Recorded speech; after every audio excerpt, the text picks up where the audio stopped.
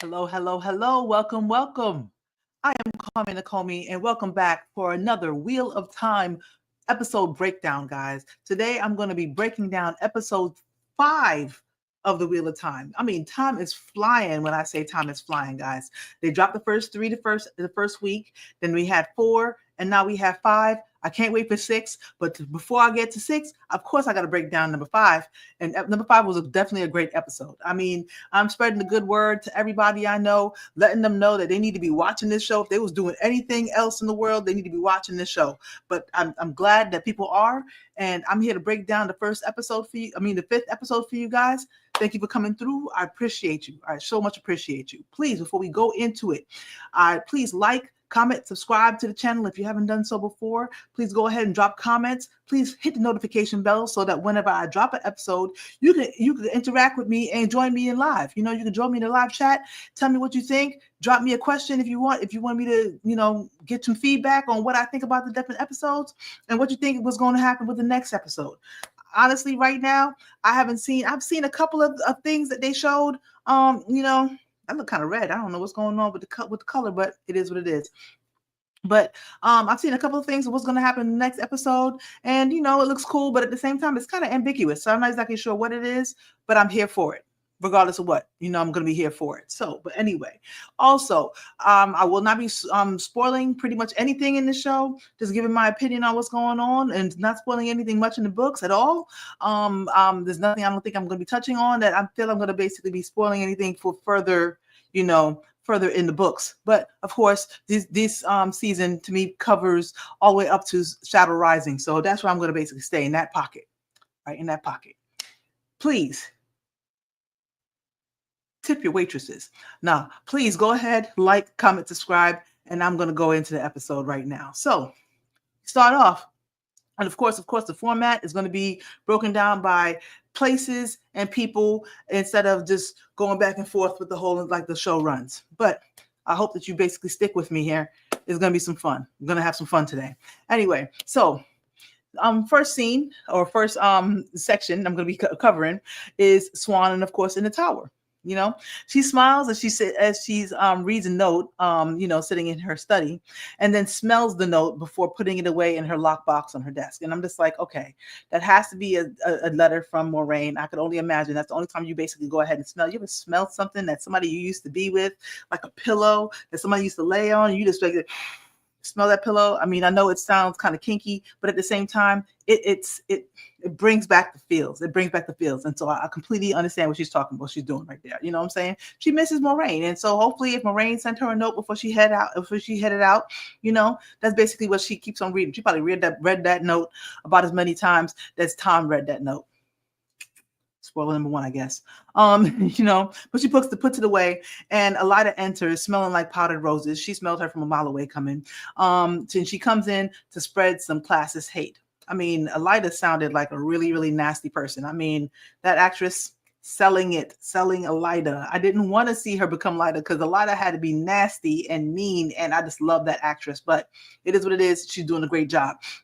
She says that the office looks cheap, and she thinks that's why the tower doesn't have the influence that it once had.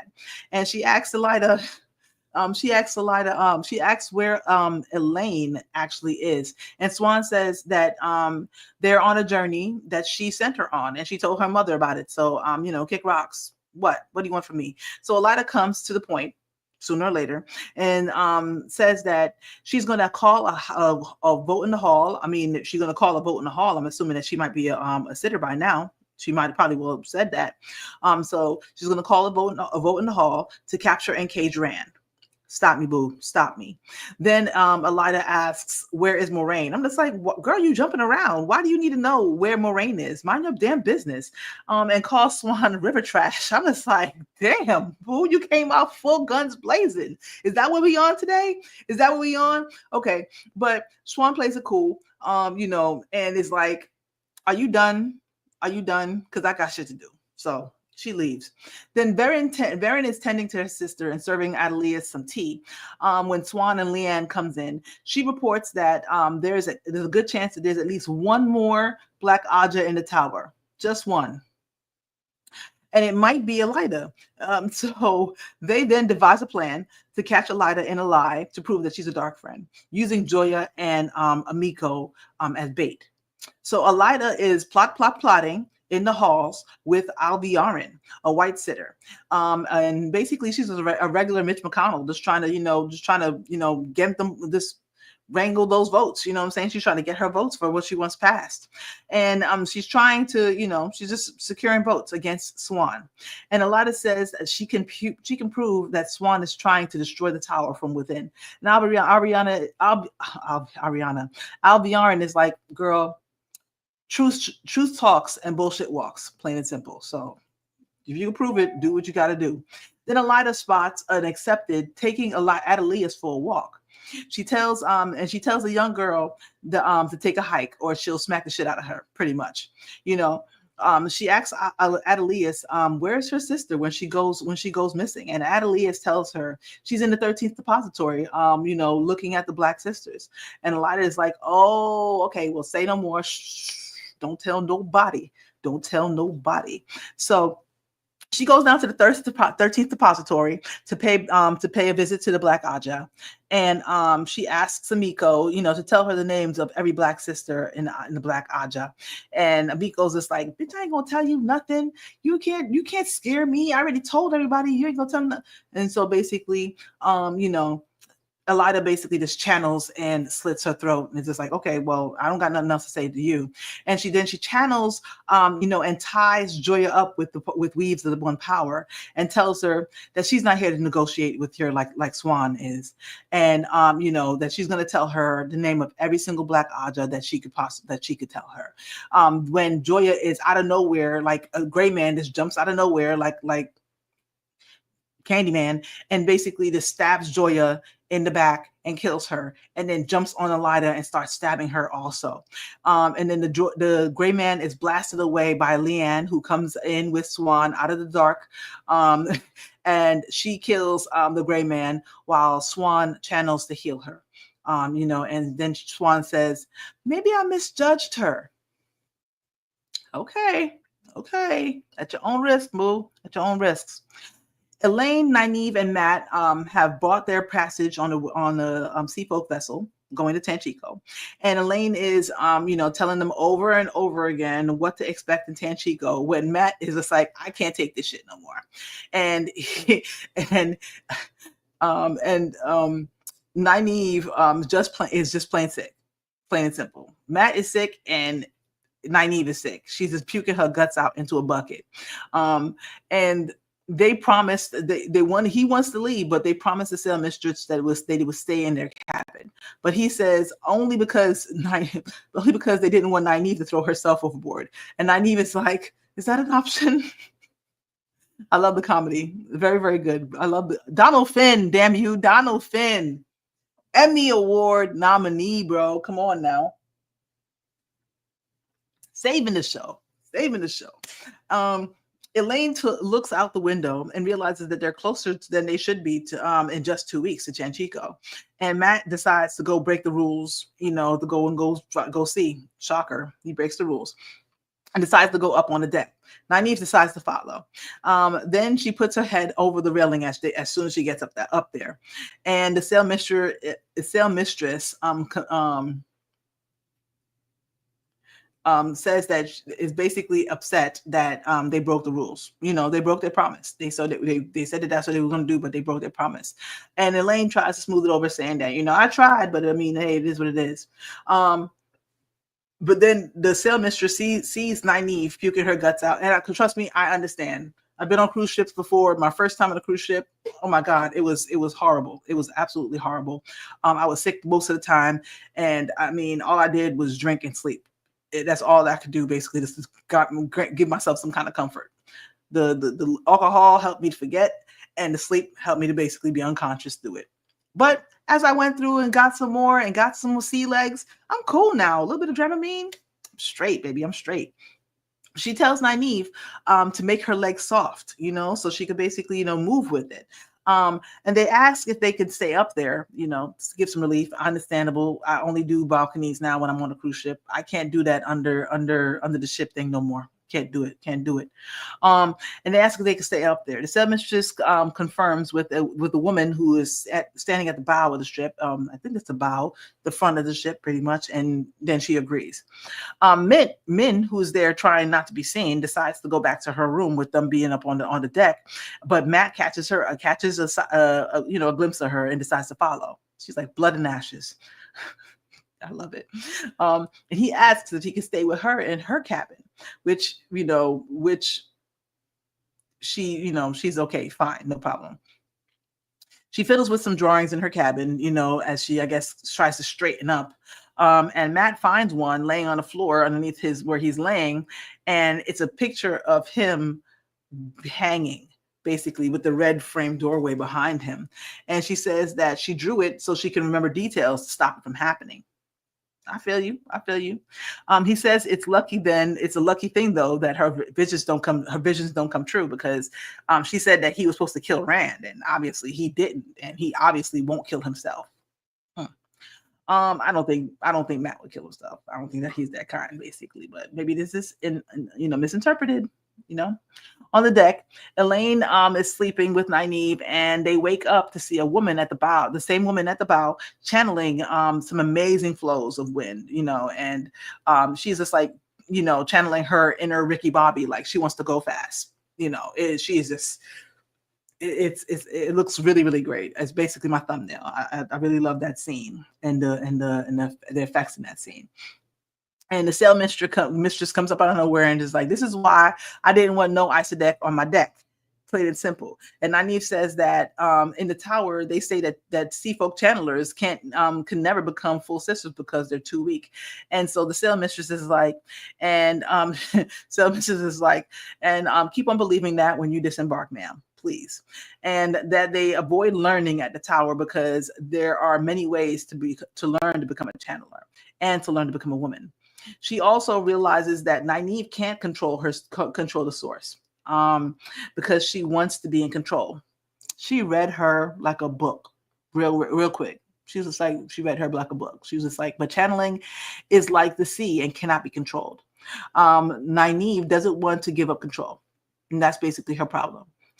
She adds that one of them fights to hold where they stand, which is Nynaeve. She's the wisdom. She's used to being in control. While the other wants the sea to take them off the path that has been chosen. And that's Elaine. That then makes them promise not to tell the tower about the Windfinders. And they promise. And she tells them they'll be in Tanchico soon. So go pack up your shit. As they pack, Matt brings Min to their cabin. Elaine recognizes her as a servant from the tower. And Matt was like, nope, she's a spy for the Armelin. And Nynaeve remembers her from Faldara in the bar. And she's just like, she's a seer. And Nynaeve throws Elaine a kind of look, you know what I mean? I mean, like, I don't know. She's suspect as hell. Good eye, Nynaeve. Good eye. Trust your gut. Trust your gut. Not the sick gut, but trust your gut. And so Min says that she's been in Tanchico before and she wants to help. And so they say, okay, you know what I mean? As they leave the ship, Min warns them not to flash around money or to speak that much because they'll notice that you're from out of town, girl. This place is dangerous. And and just when she says that, they see a dead man hanging at the docks. It's a dangerous spot. In Emond's Field, Alana mends some of her clothes. She's literally mending it with needle and thread. And it's like, okay, sometimes you gotta, you can wear the Prada and all that good stuff, but sometimes you gotta mend something. If you ain't got a needle and thread in your house, you are not a grown-up. Period. You gotta have a needle and thread. You gotta know how to sew a button back on. I mean, if you don't know how to sew a button back on, you think you're too good to hem up a bottom of your pants when they're a little bit too long. You need to learn some life skills, baby. I'm so glad my mother taught me those life skills in Emond's Field. So yeah. Then Maxim suggests that they leave so she can go shopping. And she's just like, no, I'm not doing that. I thought you was trying to understand because you like the baker. And he's just like, yeah. Have you tasted the bread? And it was just like, click, click, clink. Yeah, the bread is hard as hell. So maybe he is too. Anyway, then Fael returns from scouting and tells Perrin the White Cloaks have gone on patrol, and now's the time to go and rescue the coffins. If they're going to do it, they got to do it now. That night, at the White Cloak camp, Dane still refuses to let Valda go and question the coffins. But he decides to go do it himself. Okay. He gets close to them, offering them some water, but just like a coffin, Natty tries to steal the keys. I mean, it's a trope, but it was classic. It was classic. You gotta try to steal the keys. You gotta tell you getting close. I mean, let the girls distract him while I try to get the keys. Come on, bring him back over here. But when she is caught, he grabs hold of her, and one of the girls actually channels and throws him back against the tent, like throws him across the tent. I'm just like, okay. Not gonna spoil it. Anyway, Natty then really quickly says that it was her who channeled. And so he takes her out and gives her to Valda for questioning. Perrin, Bane, Bane and Chiad and Fael, they go down to rescue them. While Loyal stays with the horses, basically. And Alana will go and provide cover. Maxim's like, no, you won't. She's like, yes, I will. No, you won't. Yes, I will. Maxim is just like, she's like, why not? And he says something because White Cloaks. And they argue on their way up the hill. He asks, why are we even here? Because he's just like, I want to go kill Liandrin. That's exactly what we should have been doing this whole entire time, because obviously, he lost his love, and so revenge is basically everything that's on his mind. And she tells him, though, because you're not enough. And I was just like, ooh, I'm getting Moraine season 2 vibes from that one. But she explains that she has trained her whole entire life for the last battle, and realizes that when Liandrin attacked, that it wasn't enough. And she knows that to win the last battle, she needs an army to win, not politics. She needs an army to win. And the people of Manetheren can be that army. He tries to throw shade, saying, "Oh, farmers," and she's like, "No, it's the blood of Manetheren in here. It gave us Red, Perrin, Mat, Nynaeve, Egwene, 5 ta'veren." My theory. Anyway, he says he won't stay to watch her throw her life away. So he leaves to go kill Liandrin, and she turns off the bond. Like, click. Alana then starts to channel the fog, and it descends down on the White Cloak camp as Perrin and the others enter cautiously. There he sees several wolf heads sitting on pikes, and I'm just like, dang. I mean, I guess that maybe it was some animosity from when they attacked in Fal Dara, and there was a couple of wolves out there, basically, but it was just like, yeah, he's seeing his peoples up on pikes, and it's just like, what's really hood, bro? Valda, realizing that the fog has to be unnatural, and there must be a stronger channeler. He realizes that, yeah, this fog isn't regular. There must be a stronger channeler around, and then asks Child Bayar, that guy, if he wants to learn how to catch a woman of real power. Just then, Perrin and his group finds the coffin's tent. He releases the girls and asks where their mother is, and they tell him that they took her. This whole time, I'm just wondering, why is Perrin in there virtually unarmed? I'm just like, Bane and Chiad both got like 6 spears, and I'm sure a belt knife, and I'm sure they got the blicky in the back somewhere, you know what I'm saying, on the ankle strap, you know what I'm saying? And Fael keep knives on her. You know what I mean? How you walk into that camp unarmed? I mean, I think later on I see him with a club, but I'm just like, bro, I didn't see that club when you walked in. Maybe he has it on his belt or something like that, but really? White Cloak camp, you came in with a club. You've been drinking too much of that, way of the leaf. You've been drinking too much of that way of the leaf, son. That's all I'm gonna say. But you should have brought a knife at the very least. Foolish cub. Then he finds the charred body of Mat's mother chained to a stake, and I was just like, oh, they are trash. But that is, I guess, the fire that basically sparks this character arc. It is what it is. Different from the books. In the books, his parents actually die. His whole family actually dies by the White Cloak's hand. But here, Matt's mother died, and he was supposed to be safe protecting them, you know. So up top, focusing on her channeling, Alana doesn't realize that she's not alone anymore until it's too late. She is struck by several crossbow bolts, and she is and she channels to kill some of them, but there are way too many, you know. And as they leave the camp, Perrin back down in the camp. As they leave, they're trying to leave. He is confronted by Dane Bornhall, who steps out of a a tent. And it's like 2 Rivers, and it's just like, yeah, that's gonna be that call. That's gonna be like, oh shit. And he said, he and several white cloaks come out to confront him and Faile. Faile is deadly with her martial arts and her knives. I mean, she's straight up just like, Black Widowing people out there, you know what I'm saying? She takes on 2 just by herself, as Perrin is just with a club, and his strength is a fair match for Dane, but maybe because Dane is drunk half the time. He been in the cups, bro. He been in the cups. I feel it though. He killed my father. Anyway, but when he is distracted by a hit that Faile takes, Dane gets him in the side with a knife, and she immediately goes just Black Widow, jump up, take the head in between her legs, flipped over, break their neck. She's ready to mean. I'm talking about the titty in Avatar. She was killing them. She immediately goes over to Perrin. Well, no, after she takes out her opponent, she throws a knife and hits Dane right in the shoulder, buried it right in his shoulder, and then goes and rouses Perrin, and they get away. Up top, Alana is struggling to get back up to her feet when Maxim jumps into the fray and cuts down several white cloaks. He is wounded a couple of times here and there, and another white cloak in the trees hits him with a crossbow bolt.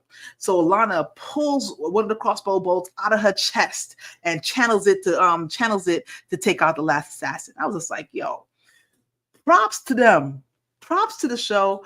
Props to Alana and Maxim. Y'all are gonna be. I heart y'all.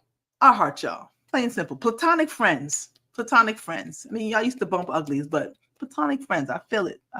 You know what I'm saying? Maxim says he came back when she turned off the bond after taking the 5th bolt. I'm just like, yo, she has mad control of the power, and he carries her away. I'm talking about. Very well done. Hey, Nate, what's going on, man? What's going on with you? Thank you for joining the show. Keep up the amazing work, Nakomi. See you tonight around the league. Thank you. Yes, I'll be on around the league with my homeboy Dan, the Laker fan. Trying to get this episode breakdown in, man. But thank you for coming through and stop by, man. Don't forget to hit that like button. Absolutely. If you haven't done so already, appreciate you. Grow the channel. So then we get to Moraine and company. What's going on, Dana Lou? How you do? Moraine stands alone atop a rocky outcrop in the waste, lifting Sukarnon into her hands out of the sand, and she begins to channel through it. But she has to literally fight just to hold on to it. It's just like she's trying to hold on to it for dear life. And she gains some control and sends some threads through it, and it goes out into the distance. It's so strong that it goes out into the distance. And I think she channels some earth and air, because the sand just basically blows up strongly into the air, and she just starts to feel the great joy that it brings her, channeling so much power. I mean, it's like ecstasy, feeling the channeling going through you, but it's just like too much too soon, too much too soon. I haven't had none in a while. So, if as the power surges, again and again, she tries to hold on and to control it, just literally to survive. It almost looked like in her face, like she was almost maybe on the brink of burning out. Releasing the power just in time as she falls into Lan's arms, and he asks, what was that? And she's just like, what did it feel like? And she's just like, euphoric, hunger, thirst, but deeper.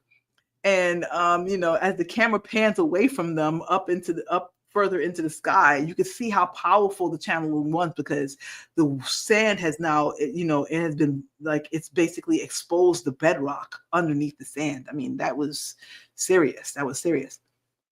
Rand and company are traveling along a path, and Egwene, the whole crew is there. Egwene, Lan, Ruark, all of them, they're walking along a path, where, Ruark is leading them.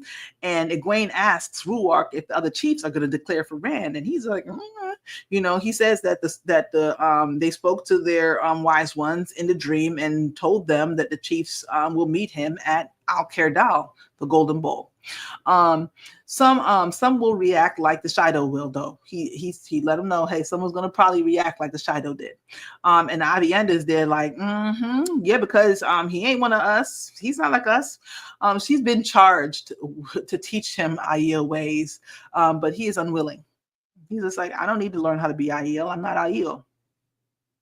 Rand, you're killing me, bro. Be diplomatic. Don't nobody want no cocky little bastard, son. Be diplomatic, Rand. Jeez. So Melaine and Bear tell her to stay with him from the moment he wakes until the moment he goes to sleep. And it's just like, damn, that's punishment. And that's basically the first part of her Wise One training. So she can't say no. No, you will not.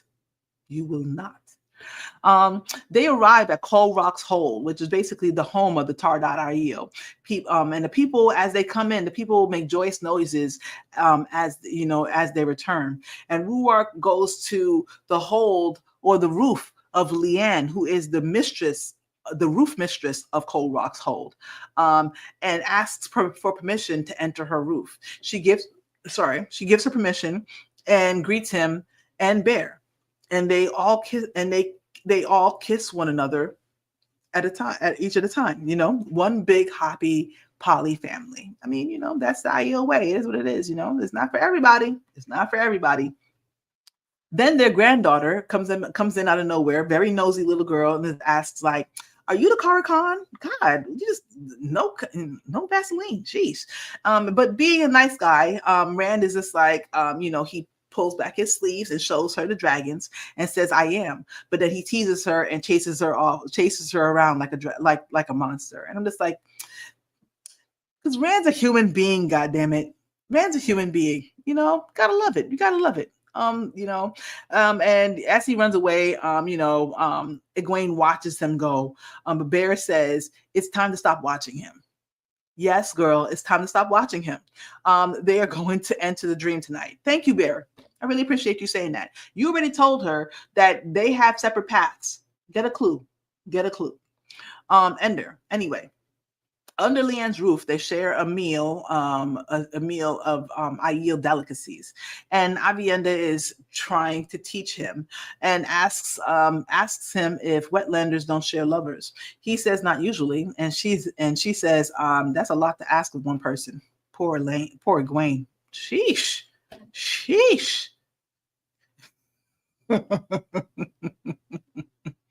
I can't wait to the end of this season.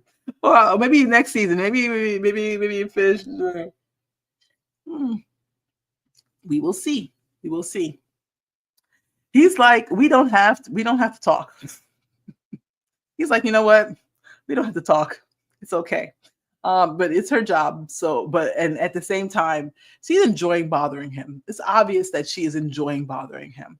After watching Melindra, flirt with Lan for a while, though, also, Moraine excuses herself from the gathering.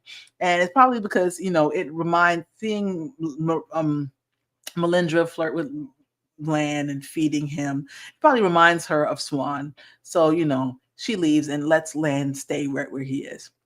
In the temple later on, where Egwene is with Melindra and Bear, they decide to go on their trip to Tel'aran'rhiod. Bear warns her to remember and do as she's told. And the first rule of Fight Club is don't go to Tel'aran'rhiod again until we say you can, bro. That's the first rule. And Egwene's just like, cross my heart and hope to die. Absolutely. They say many things can go. They say many can go there, but only a few can enter Tel'aran'rhiod. It has nothing to do with the power. There are risks, though. To die there is to die here. Then they place a brass pin in the side of a candle, and say that when the pin drops, it'll wake her up, kind of like Inception. Dropping them in some water. I feel it. I felt it.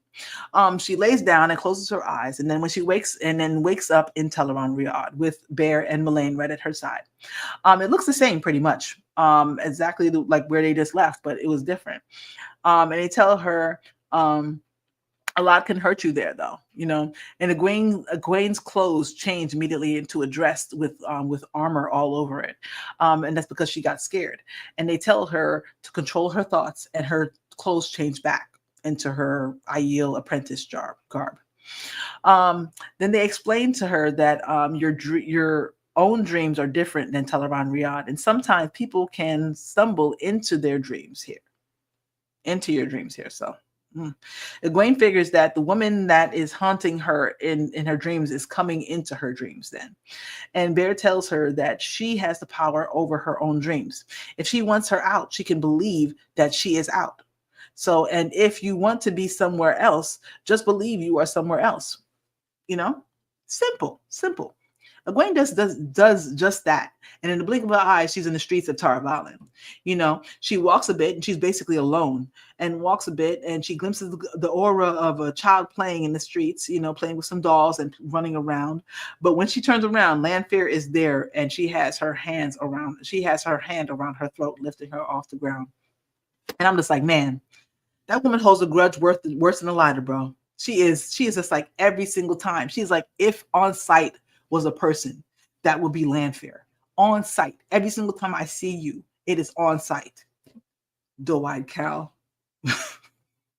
And right before she's about to black out, the brass pin drops and she wakes up. Ooh, lucky ass. Mullane and Bear realizes that she is being stalked by a Forsaken. Yep, just so you know. Lan and Melindra bond some more, as they talk about what does she remember about Malkir? And she says that it was a hard place, but there people created beauty. Little bonding time. Later that night, though, Rand finds Egwene packing her things out of their room. She is going to go sleep with the wise ones so they can keep an eye on her. So they can keep working together. They haven't had much time together, though, since they've been, doing the whole Karakan thing. They haven't had so much time to be together. But he says, it's okay. Go ahead and do your thing. I support you, and kisses her, which seems really awkward. It was awkward as hell. She did it, but it was awkward as hell. And it almost seemed like they was kissing each other for the last time. By the fire, Moiraine looks at the orb and is joined by Lan. She tells him that in the rings she saw that she will not make it to the last battle. And everything they've done and lost will be for nothing because she won't be there. She tells him that in every future that she saw, Rand dies whenever she lived. And the only way that he lives is if she doesn't. He thinks about it for a second and comforts her and asks if it will be tonight. She says no. So he says, all right, then, shot o'clock. It starts. It's the right time. It's 12 o'clock somewhere. If the damn sure is right now. He's like shot o'clock and gives her some Aiel Usquai. And it's strong, like Jamaican Ray and Nephew rum. It gets you where you need to be immediately. You know what I mean? And they drink and laugh and enjoy each other's company, And I'm just like, I'm glad that they had that moment. They have these moments to basically just bond with him, knowing that any moment it could be her last moment, but they're going to enjoy each other's time together for as long as they can. They've been enjoying being with each other and protecting each other for 20 years. This is how friends do. Rand is in the dream. And of course, he's basically trying to enjoy some solitude in mountains of mist, just trying to get some peace. When, of course, Lanfear comes by for a visit. Didn't call, didn't send no text message. She just shows up. Knock, knock, knock. It's me. And he tells her that he saw her in Ruidian. And before she released the Dark One and swore her oaths, and she says she's not that person anymore. She's different now. And he says, he says you are, and she tells him that she loves him. And honestly, that was the first time I actually believed anything she said. Absolutely, she is it's beyond obsession for her to be powerful. And yes, I mean, yeah, the Dark One is very, tempting. But her obsession is, I don't think it's just obsession. I think that she really, really loves him and will set the world on fire for him. But maybe with conditions. You know what I mean? And then they become the kiss. Moiraine calls Egwene to her sleeping chambers, and she tells Egwene that she wants her to take her into the dream to deliver a message. She warns Moiraine that this is dangerous out there, girl. I don't know if you know what you're asking for, but Moiraine says it's worth the risk. So Egwene is just like, okay, I'll try, and she's able to do it. She actually takes Moiraine into the dream. And she goes to Swan's shack. She finds Swan. She goes into Swan's dream and finds her at their shack. She goes in, and Swan is shocked to see her and tells Swan that she's been through the rings of Rhuidean. So Swan is like, oh, so you in the Aiel Waste. You could even tell me that, you know what I mean? So she's just like, and she said she knows two things to be true. If the tower doesn't bend the knee to Randolph Thor, he will lose the last battle. She turns to leave right then. I'm just like, that's all you're going to say to me? Really? She turns to leave, but Swan stops her and just like, girl, she acts like, what would you have done if you were in my shoes in Cairhien, knowing what I know? And Moraine's just like, probably the same, if not worse.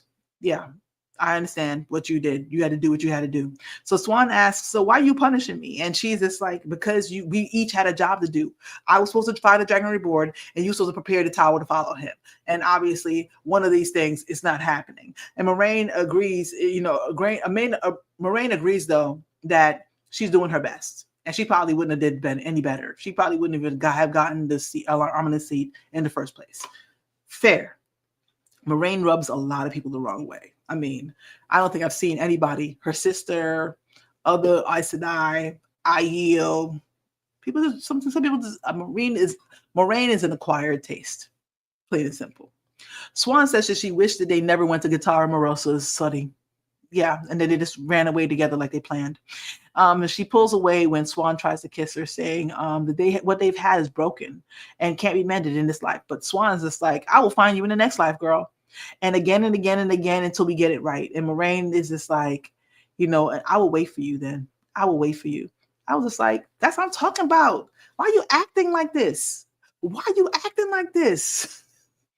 And she tells Swan that she loves her. And then they make the shack shake. I assume. I could only assume that they make the shack shake, because that's basically what I would have did. We in the dream. Go ahead. Egwene, earmuffs. That's all I would have been like, plain and simple. Egwene decides to excuse herself, though, and decides to take a stroll through her friend's dreams. So, in the Two Rivers, she sees Nynaeve teaching a young girl to listen to the wind on a bridge that she had, that she took Egwene to one time. And I'm like, I wonder if that's Lan and Nynaeve's daughter. I don't think that it's a young Egwene. I think that's her and Lan's daughter. Then she goes to Elaine, and Elaine is a wind finder, channeling air to move the ship along as Aviendha comes up from behind to join her. And I was like, I can't wait to see them two together again. I hope that it's not a long time, several seasons before that happens. She goes to Mat, and Mat is looking like an upstanding gentleman and tells his sisters that they ain't got to work no more. They ain't got to worry about nothing. You ain't going to sleep on the floor anymore. And he's going to take care of him. And then his mother comes up and says that I am proud of you, boy. I am proud of you. And with a small, and if you look close, he has like a little small horn figurine around his neck. And I'm just like, okay, I wonder what that, I mean, maybe that just means that he's tied to the horn. Not sure. But I feel bad because I'm just like, damn, his mom's dead. He'll never really get this dream will never really come true. And it's like, that's really sad. And she goes to Perrin, and Perrin is working, at the forge on an axe. That's a scene from the trailer. And he is joined by Hopper, who is hopping after the sparks that's flying up, and Faile, who basically comes and refills his barrel, his quenching barrel. I'm just like, okay, I love it. He's catching feels.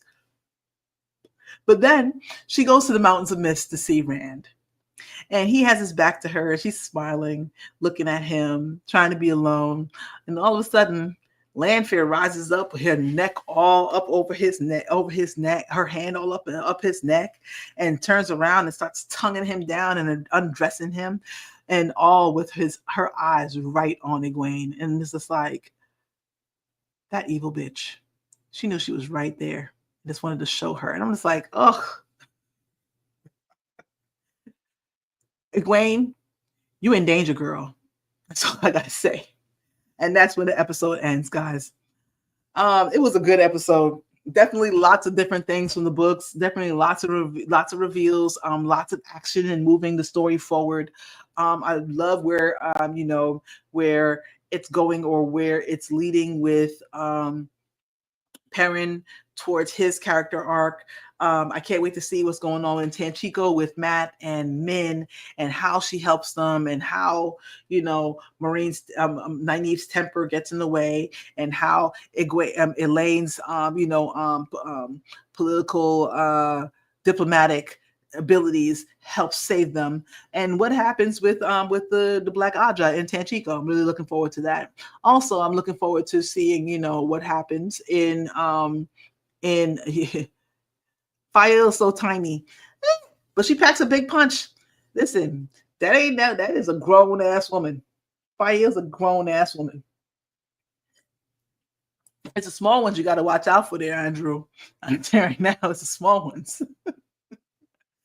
Hey, Karen Sadai, what's going on? Love meeting the sea folk. Absolutely. I was really happy to see the sea folk. They definitely had a lot of the same things that, the chains attached to their ears, the wind finders, the sail mistresses.